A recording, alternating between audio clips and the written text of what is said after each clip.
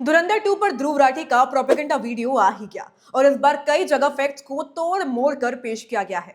BJP के chief minister कह रहे हैं, आसाम के सीएम हेमंता बिस्वा शर्मा ने पब्लिकली बोला, जो लोग धुरंधर देखने जा रहे हैं वो बीजेपी को वोट करेंगे। असल में जब असम सीएम से मीडिया ने सवाल पूछा कि कांग्रेस बोल रही है कि धुरंधर बीजेपी आरएसएस की प्रोपेगेंडा मूवी है, तो उस पे उन्होंने कहा कितने लोग मूवी देखने जा रहे हैं, इसका मतलब बीजेपी आरएसएस के लोग ज्यादा हैं। मतलब कॉन्टेक्स्ट कुछ और दिखाया कुछ और। बीजेपी का ऑफिशियल हैंडल खुद फिल्म के गानों को मोदी के प्रमोशनल मटेरियल के तौर पर यूज कर रहा है। लेकिन अब एक सिंपल सवाल, उसी धुरंधर के गाने पर कांग्रेस ने भी राहुल गांधी की रील्स बनाई है, तो क्या अब ये कांग्रेस की प्रोपेगेंडा मूवी हो गई?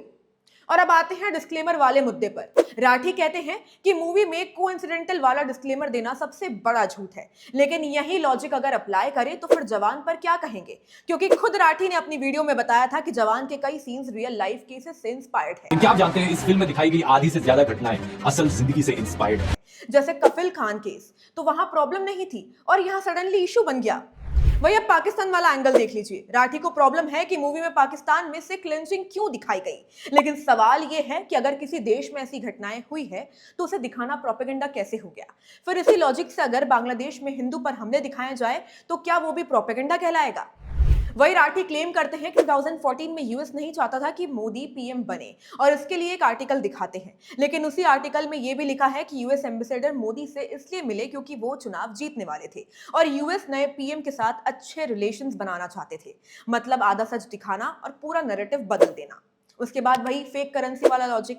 राठी कहते हैं कि डिमोनेटाइजेशन में 99% से ज्यादा रियल नोट्स वापस आ गए और सिर्फ 43 करोड़ फेक नोट्स पकड़े गए। राठी को लगता था कि फेक नोट लेके लोग बैंक में डिपॉजिट करने चाहते। उसका पर्पस ही था कि फेक नोट्स यूजलेस और आउट ऑफ सर्कुलेशन हो जाएं, जो कि हुआ भी।